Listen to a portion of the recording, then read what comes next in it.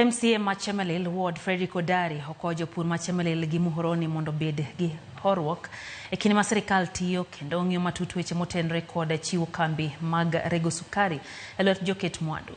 Kano wuoyo bang' yore lamo e kanisa mar Fountain of Peace Baptist Church Chemelil, ojiwo sirkal bende mondo mi oket weche motudre kod chiwo kembe mag sukari e lela kendo jopur ong'e ber mag dhi yudo.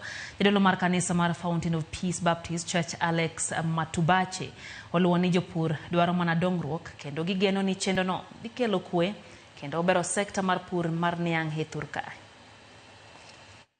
Odokage mang'eny ok watamre weche mag leasing to wayie gi leasing to mana kotimgi e yo moro makare.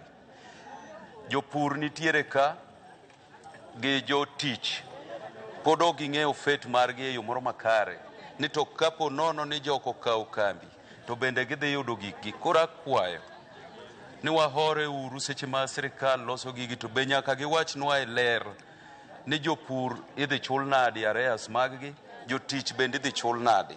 Adwana kwa piny mar Kenya mondo konywa oket gik moko e yo makare, giket cards te mesa mondo jo Kenya kaka nyalo ringo koket gik moko e ler to luoro biro bedo maonge. Luoro biro sama gik moko kikore.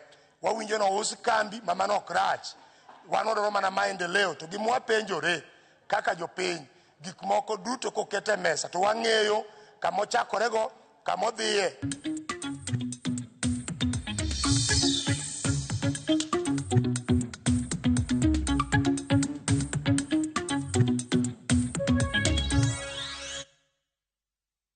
Ochako koyo machielo nyakorom gajwanga neno ka Pastor Juma Orundo wacho kanyo ni jo Kenya oyowere gi jo Tanzania.